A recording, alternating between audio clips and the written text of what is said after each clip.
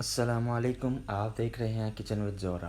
آج کی ہماری ریسیپی ہے چائنیز چکن سینڈوچ۔ تو چلیے شروع کرتے ہیں۔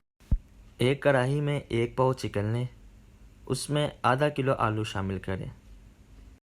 آلو ڈالنے کے بعد 2 کپ پانی ڈالیں۔ اتنا پانی ڈالیں کہ 10 منٹ تک آلو اور چکن دونوں گل جائیں۔ اب آدھا چمچ نمک ڈالیں، 10 منٹ کے لیے ڈھک دیں۔ دونوں چیزیں گلنے کے بعد کڑاہی سے نکال لیں اور ٹھنڈا ہونے کے لیے رکھ دیں۔ اس طرح چکن کا ذائقہ آلو میں بھی آ جائے گا۔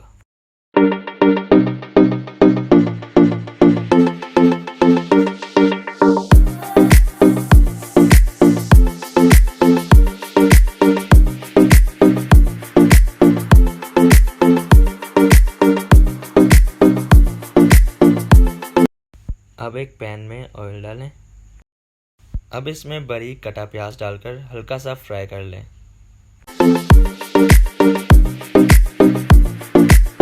اب اس میں باریک کٹی شملہ مرچ اور گاجر شامل کریں۔ اب ہلکا سا فرائی کر لیں تاکہ گاجر نرم ہو جائے۔ اتنا فرائی کریں کہ سبزیوں کا کرنچ باقی رہ جائے۔ اب اس میں بند گوبھی شامل کریں۔ اب ان کو اچھی طرح مکس کر لیں۔ ماشاءاللہ میرے اللہ پاک کی بنائی ہوئی نعمتیں، کتنے خوبصورت کلر ہیں۔ اب پین سے نکال کر ایک باؤل میں ڈال دیں اور ٹھنڈا ہونے کے لیے رکھ دیں۔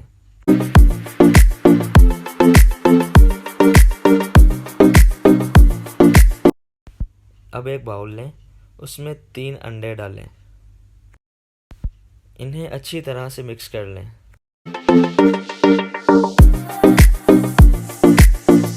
اب اس میں نمک اور کالی مرچ پاؤڈر ڈالیں اور اچھی طرح سے مکس کر لیں۔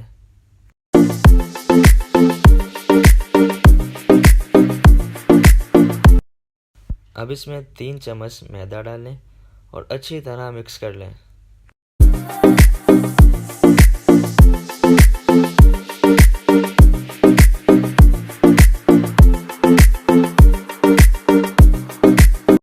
اب اس میں 1 چمچ درا مرچ ڈالیں۔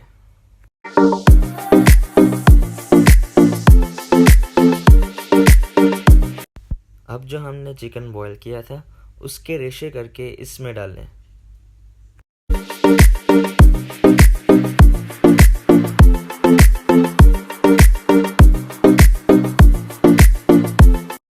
اب اس میں فرائی کی ہوئی سبزیاں ڈالیں۔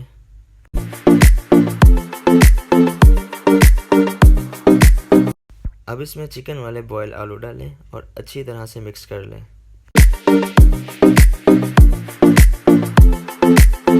اب اس میں 4 چمچ سویا سوس ڈالیں اور ماشاءاللہ سے ہماری سینڈوچ کی فلنگ بالکل تیار ہے۔ اب سینڈوچ بریڈ لیں اور ان کے کنارے اچھی طرح سے کاٹ لیں اور جو ہم نے فلنگ تیار کی تھی اسے اچھی طرح بریڈ کے سلائس پر کوٹنگ کر دیں۔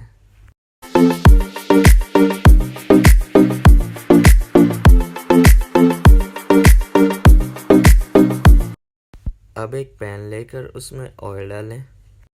آئل جب ہلکا گرم ہو جائے، سلائس کا کوٹنگ والا حصہ نیچے رکھیں اور اچھی طرح سے فرائی کر لیں۔ 2 منٹ کے بعد سلائس کو پلٹ دیں اور دوسری سائیڈ کو گولڈن براؤن ہونے تک پکائیں۔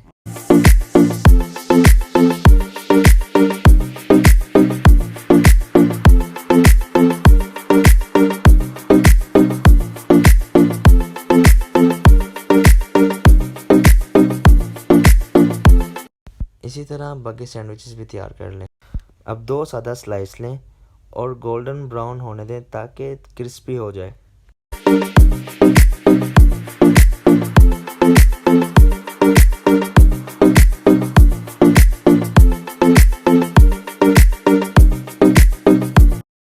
اب کیچپ اور میونیز کو مکس کر لیں اور سینڈوچز پر لگا دیں۔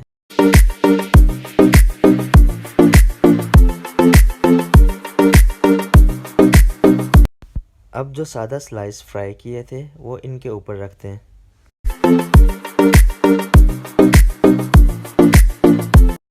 اب سینڈوچ کو سینٹر سے کٹ کر لیں اور ماشاءاللہ سے ہمارا چائنیز چکن سینڈوچ بالکل تیار ہے۔